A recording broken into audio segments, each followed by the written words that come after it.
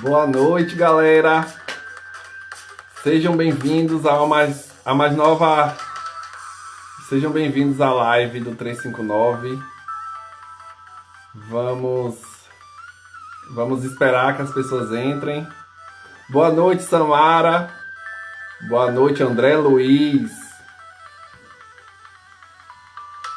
Boa noite, Helena.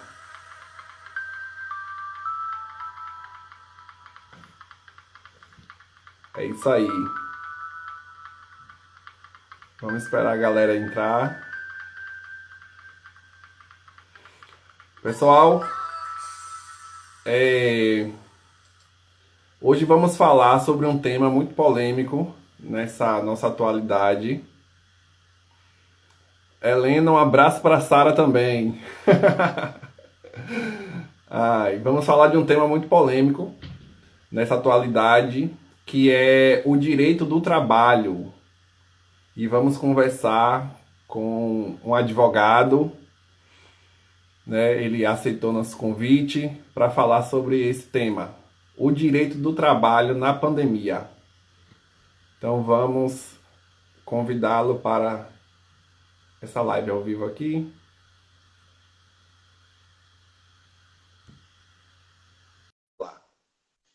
Vamos aguardar ele aceitar.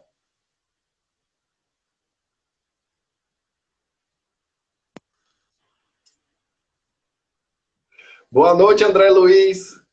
Boa noite, Jorge. Tá aparecendo minha imagem? Tá ótima a imagem. Pronto, é porque eu não estou me vendo aqui. Ainda não apareceu. Não, para mim não está aparecendo não, mas tudo bem. Quer que eu vou te tirar e chamar novamente? Pronto, ok.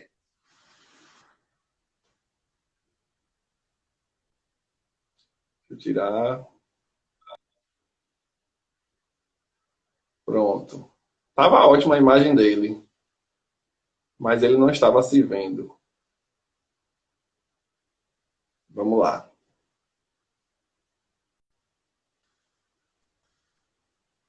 Agora apareceu, André? Sim, apareceu. Pronto. Então, André, boa noite. Muito obrigado por aceitar o nosso convite da equipe do 359. Boa noite, Cris, Cristiane, Kleber. Eu queria, André, para iniciar essa live, eu queria que você falasse um pouco sobre você, né? Sobre sua Sim. formação, onde você estudou, o que você se especializou, né? Em que área você trabalha. Eu queria que você falasse um pouco de você. Tá. Primeiramente, boa noite a todos. Queria agradecer o convite da 359, na figura do Jorge. E eu queria pedir permissão aos demais, porque Jorge é o pai dele. Eu conheço como Jorginho. Então, eu vou tratá-lo como tal, como conheço, Jorginho. Tá. Me formei na UESB, na Universidade Estadual do Sudeste da Bahia, no curso de Direito, aqui em Vitória da Conquista, no Sim. ano de 2007. Fiz minha especialização em Direito Trabalhista e Prática Previdenciária na Faculdade de Guanambi, aqui na região, vinculada à Unigrade, que presta essas pós-graduações e especializações. Certo. E eu fiz essa especialização mais voltada porque começou a aparecer muita demanda trabalhista para mim, entendeu? No mercado. Então, eu fui mais por causa da demanda, entendeu? E, Não foi por vontade, não, eu quero o direito do trabalho, me interesso.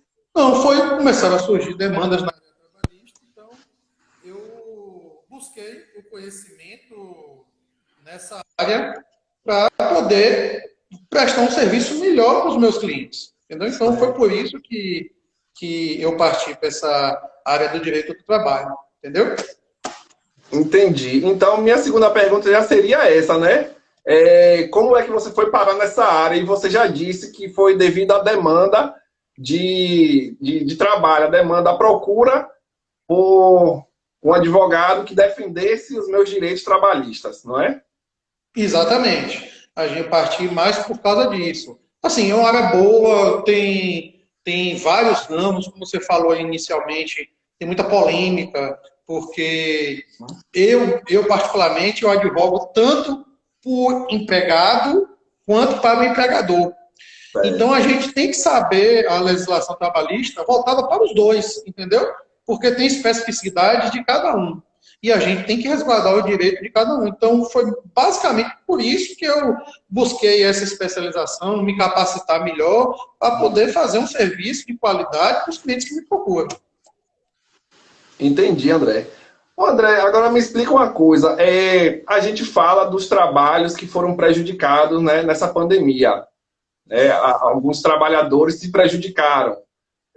Eu queria saber se seu trabalho também, o trabalho do advogado, foi prejudicado por essa situação que a gente está passando? Rapaz, foi. Nós tivemos muitos problemas inicialmente, principalmente os advogados que trabalham com correspondência. O que é o advogado que trabalha por correspondência? Ele basicamente vai fazer audiências para as empresas que contratam, entendeu? Ele ganha por audiência que ele faz. Sim. Aí você pensa que todas as audiências foram canceladas. E aí, como é que o advogado fica? Entendeu? Quem não tem um contrato fixo, quem não tem uma reserva de dinheiro, como é que ficou nessa situação? Ele viu sua renda cair a zero. Entendeu? Porque todas as audiências, depois foi decretado, principalmente aqui no Tribunal daqui da Bahia, as audiências de todas as áreas foram canceladas. Área civil, área criminal, consumidor, trabalho, justiça federal, todas as audiências foram canceladas, entendeu? E aí, o que é que aconteceu? Começou a ter as audiências por teleconferência, por videoconferência. Sim. Entendeu? A gente teve de se adequar também, o advogado teve de se adequar a essa nova realidade. Então, além de ter sido prejudicado, ainda teve essa questão de adequação, porque tem muitos advogados ainda não se atentaram dessa informatização, dessa modernização que a gente está vivendo atualmente. Entendi, André. Ô, André, em 2017, houve uma mudança nos direitos trabalhistas, né? E aí foi a reforma trabalhista. Eu queria que você falasse, assim, de forma resumida, os pontos principais que foi alterado nessa reforma. E com essa pandemia, o que é que trouxe mais em evidência essa reforma? Certo. Na verdade, a reforma era necessária, certo? Alguns pontos se faziam necessário mais para regulamentar o que já se existia no mercado de trabalho. Então, a reforma veio muito para isso, para normatizar coisas que estavam sendo feitas na informalidade, certo? E trouxeram alguns benefícios e para alguns sindicatos dos empregados, eu não digo malefícios, mas algumas coisas que ficaram nebulosas, entendeu? Então, eu separei alguns itens para a gente destacar. O primeiro foi a autorização para fazer o banco de horas. Já existia, todo mundo fazia, mas não era regulamentado. Entendeu? Então, o banco de horas, ele autorizou fazer a compensação do período de até um ano, certo? Você compensa, pode fazer sua jornada e não pode ultrapassar essa jornada de 10 horas diárias. Sim. Então, o que você fizer não pode passar as horas. Na verdade, o que é que se tentou? É o não pagamento de hora extra, na verdade. Você trabalha mais e acaba compensando, entendeu? Teve um outro benefício, um facilitador para as empresas, nesse ponto aí agora, que é onde o sindicato dos empregados questiona muito. O que tiver de banco de horas em até 6 meses, pelo período de 6 meses, esse acordo pode ser feito diretamente entre o empregado e a empresa. Não precisa do sindicato. Sim. Entendeu? O que for de boa, que o funcionário falou assim, chefe, eu posso sair mais cedo hoje, eu compenso amanhã, também ficou regulamentado e isso não precisa mais do sindicato. Então, ele pode fazer isso, a compensação pode ser feita no mesmo mês. Eles estão querendo tirar o sindicato da jogada, nesse caso. Exatamente. O que eu pude perceber, principalmente nessa reforma, foi o enfraquecimento do sindicato.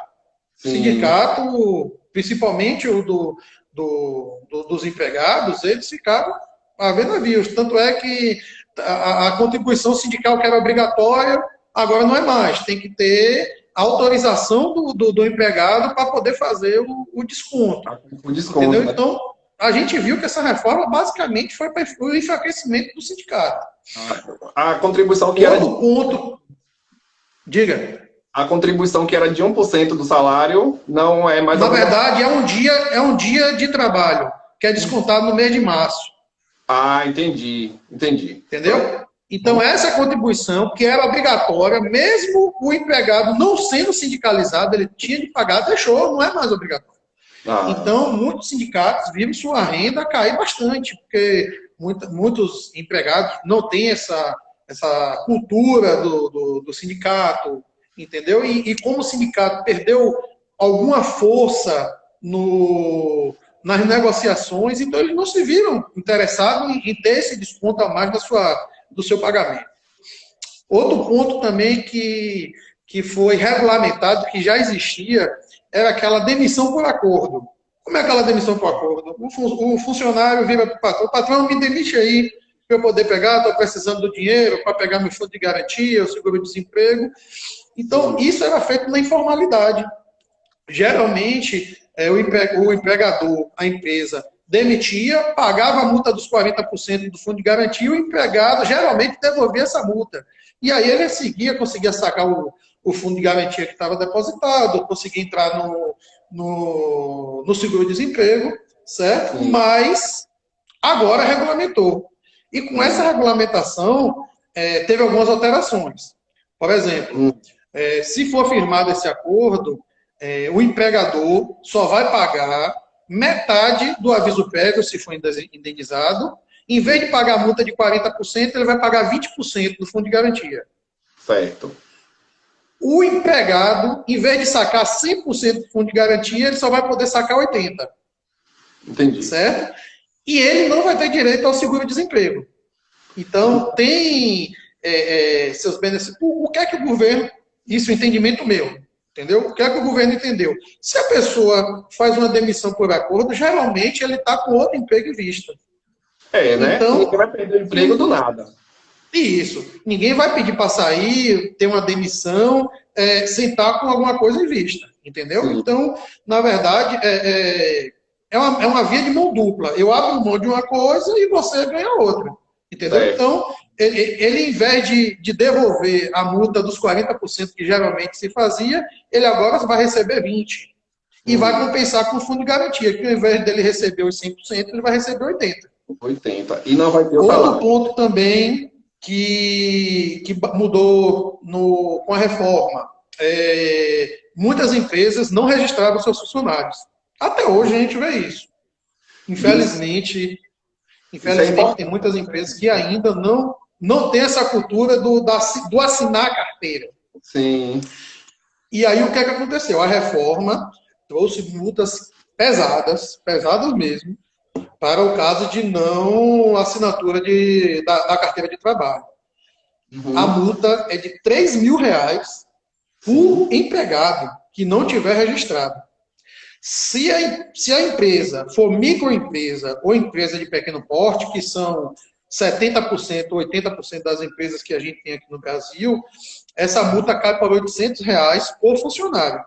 Mas mesmo assim, você imagina um universo de 100 funcionários, se 40 ou 30 não tiver, multiplica isso por R$800 numa microempresa.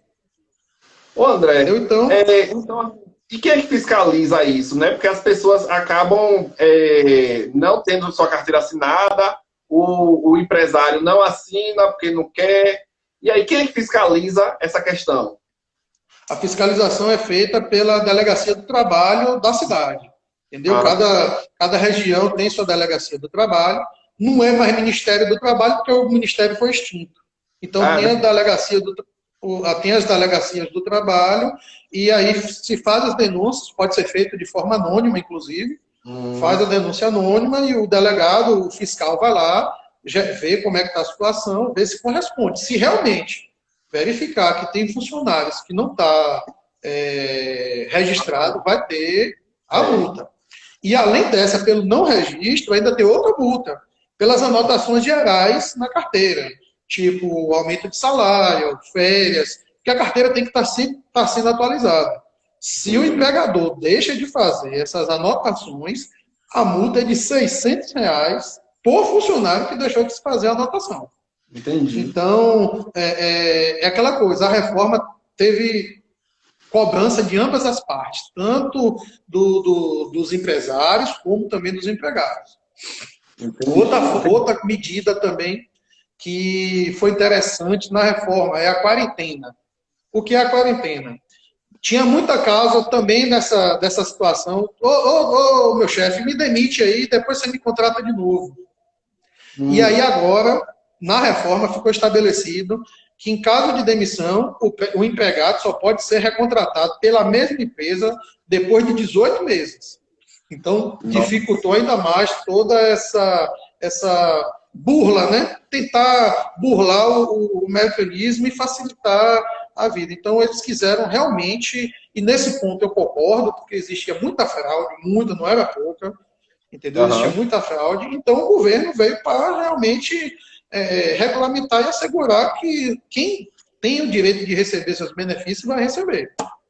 André, então quer dizer que nessa pandemia algumas pessoas foram demitidas, né? Então não pode ser contratada em menos de um ano e... 1 ano e meio, 18 meses.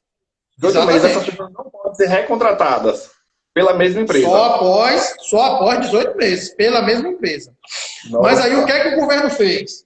Justamente para evitar essa debandada, essas demissões em massa, o governo inicialmente emitiu 2 medidas provisórias que foram já transformadas em lei, que é a Lei 14.020 de 2020, que saiu agora, recente, salvo engano, em julho, que ele normatizou redução de jornada de trabalho e redução salarial com a contraprestação do governo. Certo. O que é que acontece?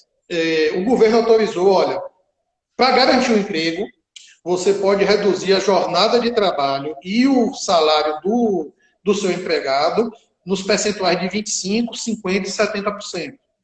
E essa diferença que foi abatida, o governo vai fazer a contraprestação. Só que tem um porém. Tudo tem um porém, na verdade, né? O que é que acontece? Esses valores, esses percentuais, não são em cima do salário que o trabalhador ganha. É em cima do valor que ele teria de direito do seguro-desemprego. Então, que é o mínimo, o teto que o trabalhador recebe de seguro-desemprego é R$ 1.813 e o mínimo que ele recebe é R$ 1.599,61. Isso vai variar de acordo com a média salarial dele, as 3 últimas médias, o tempo que ele estava na empresa. Então, tudo isso vai variar para chegar ao valor desse fundo de garantia. Certo? Entendi. Outra coisa, André, como é que funciona isso? A gente tem uma pergunta aqui, eu acho que é um gancho, né, do que você já comentou. Se o funcionário, é de Nara Cíntia, boa noite, Nara. Se o funcionário não queira ser registrado, tem o direito de assinar um contrato de prestação de serviço? Existe isso do funcionário não querer assinar a carteira? Existe, na verdade, é um outro tema polêmico que gerou a reforma, que os especialistas chamam de pejotização do trabalho. O que é a pejotização do salário, ou do trabalho? O governo autorizou que as pessoas podem criar o MEI, que é o microempreendedor individual, certo? E aí a pessoa vai criar uma empresa, que a empresa é só ela, entendeu?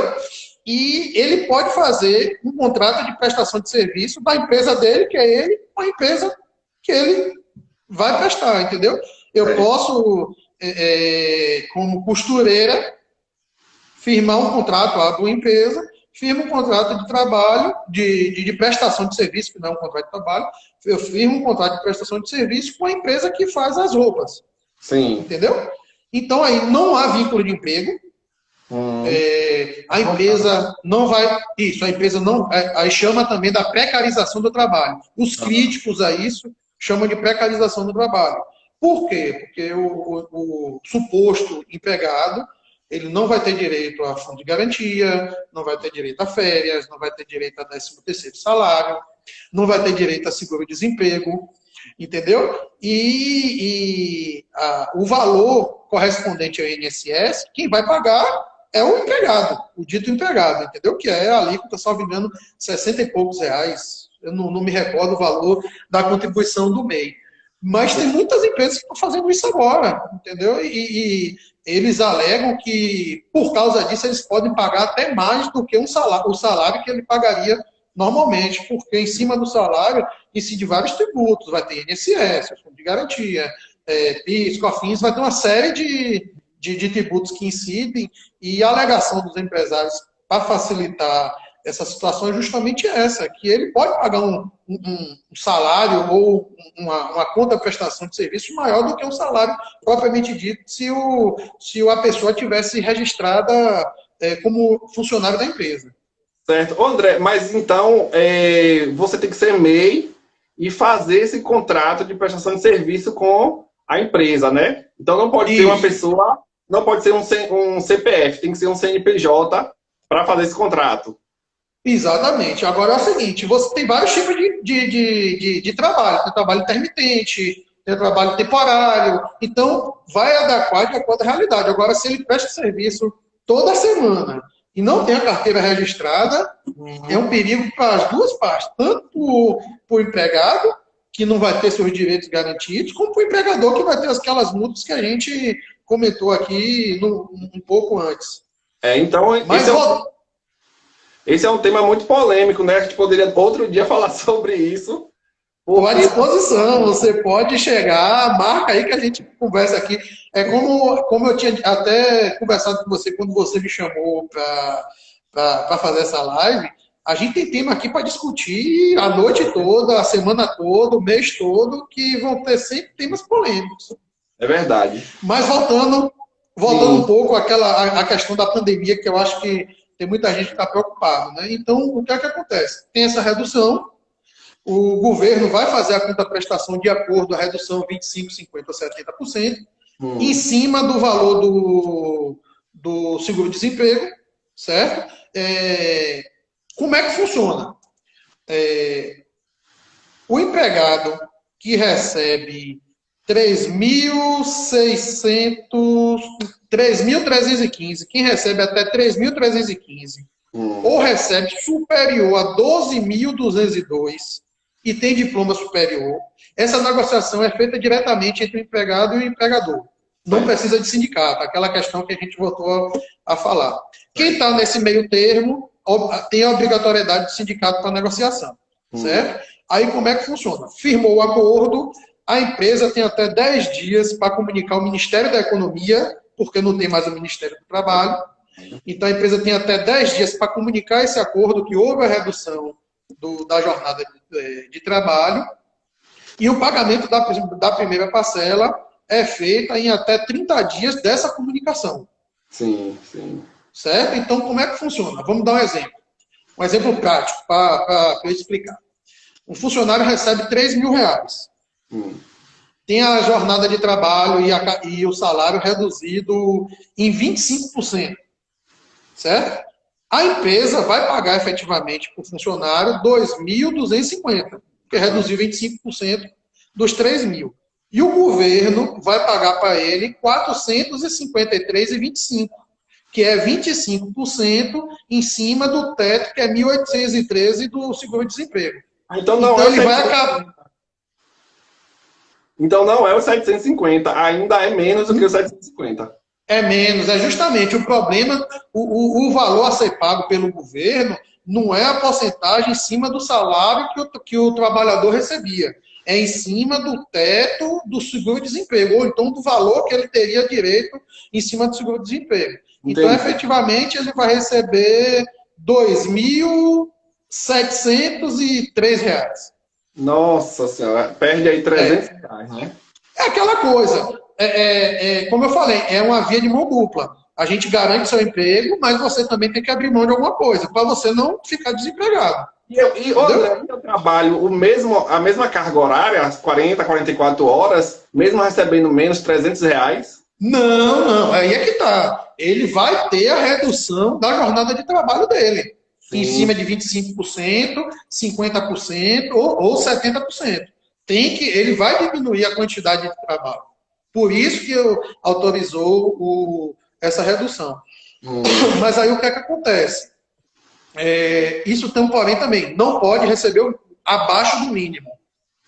O mínimo que a pessoa recebe é R$ 1.045, que é o salário mínimo vigente na época. Certo? Então, ele, mesmo com essa redução da jornada, ele não pode receber menos do que um salário mínimo. Certo? Outra coisa também, vai ter a garantia provisória do emprego. O que é a garantia provisória do emprego? Quem aceitar se submeter a essa questão, ele vai ter garantido, ele não vai poder ser demitido durante o mesmo período que ele ficou nesse benefício emergencial. Certo. Entendeu? Ele não pode ser demitido, ele tem uma estabilidade provisória.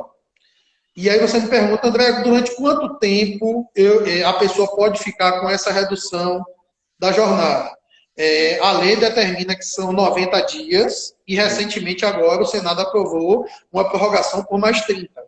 Então, aí a pessoa pode ficar até 120 dias com essa redução de salário. Isso quer dizer também que ele vai ficar 120 dias com estabilidade provisória sem poder ser demitido. Certo. Então, eu ia te perguntar isso, né? Seria a próxima pergunta. Se eu posso ter meu salário reduzido, você já respondeu que pode sim, né? Pode. Nessas condições, né? Dos 25%. Agora, receber menos do que um salário mínimo, não. Que é não pode. 45, até porque a Constituição não permite. Graças a Deus. Pelo menos isso. E além disso, Jorginho, o que é que acontece? Além da redução do trabalho, o governo autorizou também a suspensão do contrato de trabalho. Sim, como é isso? O que é que acontece? A pessoa também faz o termo nos mesmos moldes. Quem recebe 3.350 ou acima pode fazer a negociação direta e quem está no meio termo precisa do sindicato. Para suspender temporariamente o contrato de trabalho, ele vai receber o valor de acordo ao seguro-desemprego, como eu te falei, a média dos três, então vai receber o teto máximo de 1.813, salvo engano. Agora tem uma diferença. Qual é a diferença? As empresas que têm faturamento no ano de 2019 até 4.800.000, até esse valor, o governo paga 100% do valor da suspensão do trabalho. Certo? O empregado saiu, a empresa fatura até 4.800.000, o governo arca por 100% do valor durante o período que ele tiver com o contrato suspenso. Se a empresa fatura mais do que 4.800.000, o governo arca com 70% do valor e a empresa paga 30%. Porque lucra mais, então tem que ter essa contrapartida. Contribui mais, né? Aí, como é que funciona? Do mesmo modo da redução do trabalho. A empresa tem até 10 dias para comunicar ao Ministério da Economia, o primeiro pagamento até 30 dias após essa comunicação. Quanto tempo eu posso ficar com o contrato suspenso? Aí tem uma diferença, vírgula. São 60 dias, você pode ficar com o contrato suspenso, prorrogado por igual período, por mais 60, por até 60. Então, ele pode ficar com o contrato suspenso pelo prazo de até 120 dias. E também tem aquela estabilidade provisória do trabalho. O tempo que ele ficou com o contrato suspenso, quando ele retornar para a empresa, ele não vai poder ser demitido durante esse período. Aí as pessoas me perguntam, André, ele está com o contrato suspenso, está supostamente recebendo um seguro-desemprego. Depois que ele voltar para o trabalho, acabar a estabilidade, se a empresa quiser demitir, ele vai receber o seguro-desemprego? Vai. Viu? Então a pessoa pode ficar despreocupada, porque esse período aí não vai computar para a suspensão do seguro-desemprego, não computa. Entendi. Só um minuto. Certo. Ô André, então eu tenho outra pergunta aqui, né?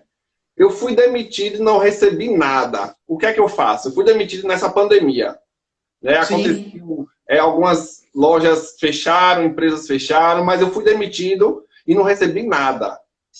A quem eu recorro nessas horas? Procura um advogado de sua confiança, Uhum. defensor público, qualquer um, e entra com reclamação trabalhista. Se a Certo. demissão foi sem justa causa, ele vai ter direito, desculpa, ele vai ter direito ao aviso prévio, indenizado, caso não tenha sido cumprido o aviso, vai ter direito ao saldo de salário, férias vencidas e proporcionais, 13º proporcional, direito ao saque do fundo de garantia, recebimento de 40% da multa do fundo de garantia e ainda acesso ao seguro-desemprego. Ah, então tem que recorrer, procurar, né? Ou advogado, ou então a Defensoria Pública que lá. Defensoria Pública, os núcleos de assistência jurídica das faculdades, caso a pessoa não tenha condições de pagar um advogado, entendeu? Ele tem que procurar algum operador jurídico para poder entrar com a reclamação trabalhista para ele. Até porque ele pode sozinho, na Justiça do Trabalho, você tem esse poder de entrar com ação. Mas vai ter fases recursais que você vai precisar do advogado. Então eu tenho que puxar a sardinha também para o meu grupo, né, para isso. Então procure um advogado que é a medida mais adequada. E é bem mais fácil, né? Porque os advogados, eles estudaram para isso, então, Sim, qualquer recurso, qualquer coisa que tenha que fazer, né? Eu não sei como é que chama, mas petição, texto, peça, é a petição. petição, pronto. Ô André, me conta aí alguma história, aconteceu alguma história sobre demissão, que pode contar, né, aqui. Sim, Então, com ou sem justa causa, assim, durante essa pandemia? tem sim. Agora, eu só queria acrescentar uma outra situação, Jorge, a respeito das férias também na pandemia. Sim, E sim. muita gente ficou nessa dúvida e a gente ficou faltando falar. Certo. O empregado pode antecipar as férias, mesmo que o empregado não, o empregador pode antecipar as férias do seu empregado, mesmo que ele não tenha já o direito àquelas férias.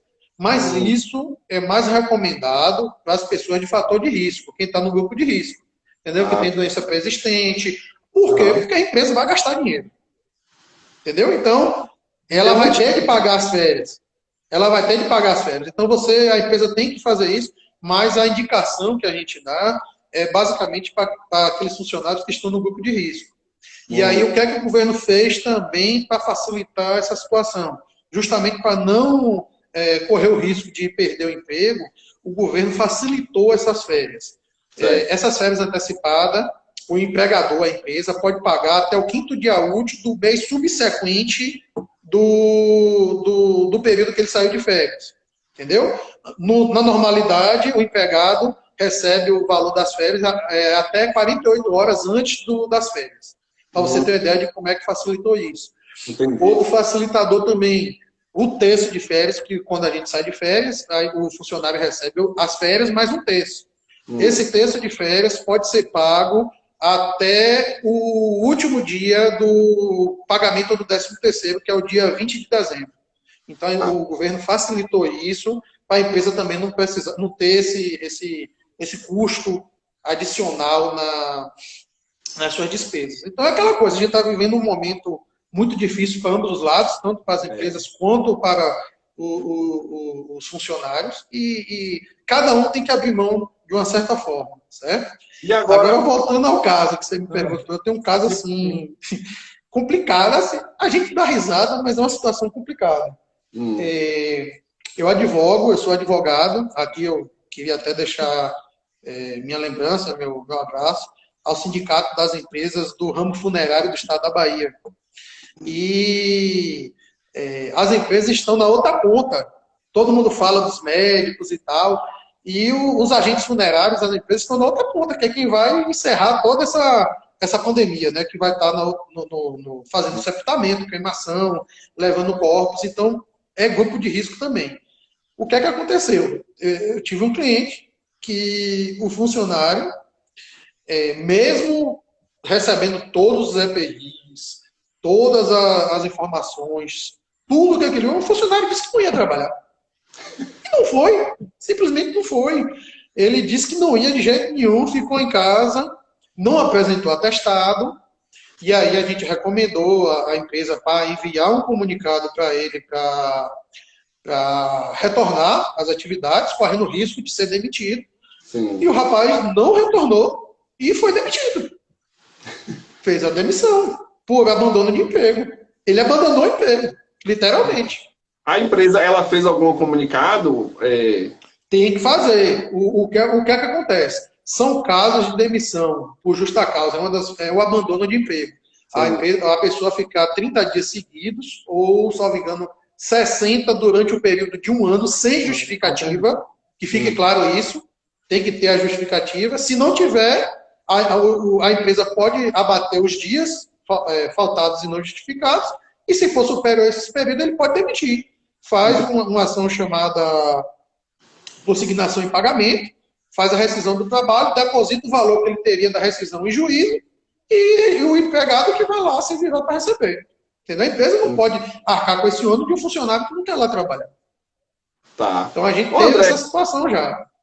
É interessante, né, que a pessoa fica naquela situação. Se eu vou trabalhar, ainda mais nesse sistema, né? Tanto o pessoal da saúde como o pessoal da funerária, né? Eles estão ali de frente com o vírus, né? Estão trabalhando diretamente. E aí a pessoa não quer se expor, mas também tem que ir trabalhar. Então foi o caso desse rapaz aí que ele não sabia nem o que fazer no trabalho. Por falta de trabalho. Uma coisa prática, né? Pronto, eu peguei coronavírus, o médico me deu 14 dias de atestado, estou de quarentena. Mas aí, quando eu volto para trabalhar, meu patrão fala, assim, não precisa voltar mais não, né? Você será demitido. E aí, agora, qual é a garantia que eu tenho disso aí nessa lei? Na verdade é o seguinte, aí a gente vai, é uma questão que houve muita discussão por causa disso, né? Como é que vai ocorrer essas demissões em virtude do Covid? Como você falou, até 14 dias de falta, devidamente justificada, com atestado, a empresa tem que fazer esse pagamento dos dias para o seu funcionário.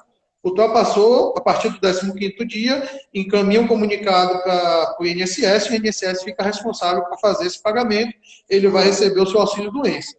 Beleza? A empresa pode demitir? Pode. Setor privado, então, é discricionário, é da vontade do empresário ficar ou não com aquele funcionário. O que é que, aí é aquela questão, o que é que o funcionário vai fazer? Novamente, vai procurar um profissional de sua confiança, entrar com reclamação trabalhista, para comprovar que a Covid que ele teve ocorreu em decorrência do trabalho. Entendeu? Então vai ter perícia, vai ter todo o trâmite judicial, e que, se ficar comprovado que efetivamente ele contraiu essa doença, a Covid, em decorrência do trabalho, no ato do trabalho, ele vai ter estabilidade provisória, não vai poder ser demitido durante um ano. Ah, entendi. Então... Entendeu? Agora, volta a falar, tem que ficar devidamente comprovado que a Covid, ele contraiu a Covid na relação de trabalho, durante o período laboral dele. Certo. Então, o Covid já é uma doença, pode ser uma doença do trabalho. Sim, já está considerado, o STF já confirmou, já deu decisão que a Covid é doença ocupacional. Agora, desde que devidamente comprovada que ocorreu durante o trabalho, que ele adquiriu a doença trabalhando. Entendi. Olha, tem uma pergunta aqui. Boa noite, Ângela, LN. Fiquei sabendo que o atestado de 14 dias é para não ficar encostado pelo INSS? 14 dias, atestado médico, até 14 dias, a empresa que fica responsável pelo pagamento dos valores. Passou do 14º dia, tem que ser encaminhado o comunicado de afastamento ao INSS, para o INSS fazer o pagamento. Ah, entendi. Beleza, então.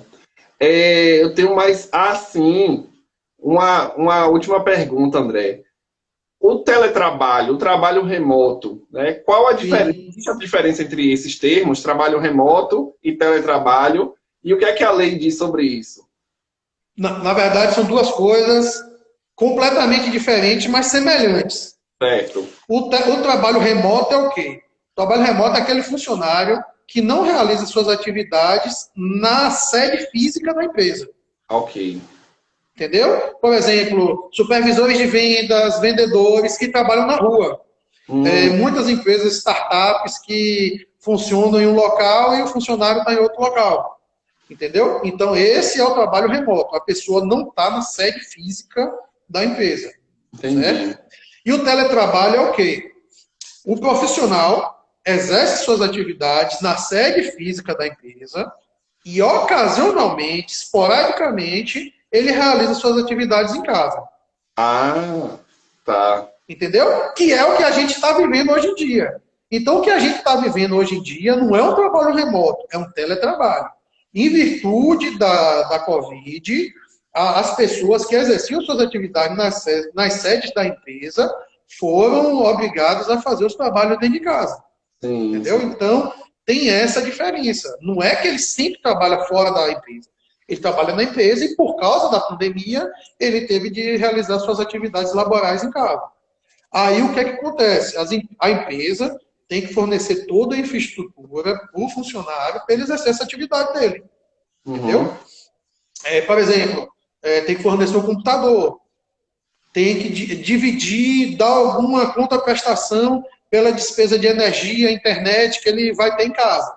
Entendeu? Sim, Esses trabalhadores eles sempre recebem um adicional a mais em virtude dessa especificidade do trabalho dele. Porque ele vai ter despesa com energia, vai ter despesa com internet, vai aham. ter Internet mais despesa de veloz, tudo. né? Uma internet mais veloz para fazer o trabalho, caso o trabalho seja. Exatamente. E o principal é o seguinte, para ambos os casos, as empresas têm que possuir meios para monitorar e acompanhar esse trabalho que está sendo realizado. Então, como é que a gente faz isso? Porque eu vou ficar em casa, não sei o que é que eu estou fazendo, a empresa não sabe o que é que eu estou fazendo, e aí como é que vai mensurar isso? Relatório, Hum, produtividade, você trabalha em casa, olha, eu estou lhe dando 7 planilhas para você me passar isso até a final da semana. certo. O vendedor, você tem a meta para me vender por mês R$ 1.500. Sim. Não importa se ele vai fazer a venda dos R$ 1.500 em um dia só e não fazer nada nos outros 30. Uhum. Ele cumprindo a meta, a empresa vê que ele está fazendo a contraprestação do que ela está pedindo. Ele está sendo pago para cumprir a meta e não para Exato. passar as 8 horas lá no lugar físico, né? Ele tá Exatamente. Exatamente. Então, a gente teve muitas empresas, na verdade, o teletrabalho já existia, mesmo antes da pandemia. Muitas empresas faziam isso para agradar seus funcionários, sim. para fazer a vida deles mais feliz. Um dia na semana você vai ficar em casa, você vai ficar trabalhando em casa. Uhum. Entendeu? Então, isso gerava até alguma diferenciação para a empresa, dizer assim, aquela empresa permite que você trabalhe em casa, entendeu? Então, muita gente achava isso vantagem.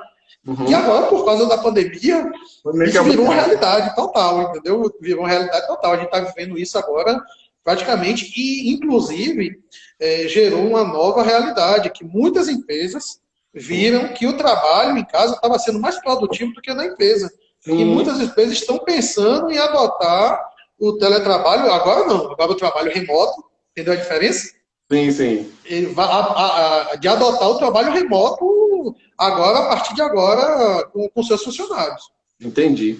Tem um comentário aqui de Ângela. Não entendo porque todo mundo fica afastado de Covid por 14 dias. É, 14 Ângela, dias é o prazo de incubação do vírus, por isso que geralmente os atestados são de 14 dias. isso, isso. Eles acham, atualmente, né, os médicos não conhecem o comportamento desse vírus, essa doença, e disseram, bateram o martelo que era 14 dias. Mas, Coincidentemente ou não, é o prazo máximo do limite para as empresas fazerem o pagamento para não encostar no INSS. Porque inclusive hoje as pessoas têm casos, né, de reinfecção, ou a gente não sabe se a pessoa continua com a doença, né? Eu conheço um caso mesmo que a pessoa passou 30 dias dentro de um quarto, né, se recuperando do Covid, e 30 dias, no final dos 30 dias, refez o teste e continuou positivo. Então, foi meio que impossível essa pessoa ter se recontaminado, só se contaminou novamente com o mesmo vírus que estava no quarto. Aí Exatamente. pano para manga. Aí eu faço uma vírgula nesse seu comentário. Os 30 dias que ele ficou afastado, a empresa só vai arcar até o 14º. A partir do 15º, ele vai receber pelo INSS. Entendi, André. Entendi. Então, André, vamos finalizar a live, né? Com a última pergunta, na verdade, a mais importante. André, você se sente realizado com o seu trabalho, a advocacia? Você se sente feliz com isso? Olha, Jorge, você conhece um pouco da minha história. Sim. Eu me formei no ano de 2007. Por circunstâncias da vida, acabei não trabalhando diretamente na advocacia. E no ano de 2014, 7 anos depois de formado, eu resolvi prestar o exame do AB, fui aprovado e desde então advogo, sou apaixonado pelo que eu faço, não me vejo fazendo outra coisa. Assim, não tem nada mais prazeroso no mundo do que você conseguir assegurar o direito de uma pessoa. E você ser instrumento para isso, não tem preço. Não tem preço. Quando você consegue, por exemplo, eu recentemente tive uma ação que uma funcionária do IFBA, gestante, estava grávida, era contrato temporário, o IFBA não renovou o contrato dela, mesmo ela gestante. A gente entrou com mandado de segurança e ela recebeu. Tá? Voltou, foi reconduzida ao cargo e vai receber o salário até 4 meses após o parto. Então, você assegurar isso com uma pessoa que no momento mais feliz da vida dela se viu desamparada, e você fazer isso e assegurar que o direito dela seja garantido, isso não tem preço. Não tem preço. Então, eu me sinto muito realizado. Tenho exemplos de profissionais que eu sigo. Um deles, nosso primo, Gustavo, que está até aí. Um abraço, Guga. Tem meu sócio também, Vinícius, que está passando por um momento de saúde turbulento, mas ele vai passar disso. Aqui meu abraço para ele. Então, eu me sinto feliz, realizado e digo com pureza d'alma, quem tem vocação, faça. Não vá pensando, o dinheiro é bom, traz dinheiro, traz. Agora, você fazer o que gosta e receber por isso é melhor ainda. Não vá só pensando no dinheiro, não. Se você só for pensando no dinheiro, você vai ser um profissional frustrado.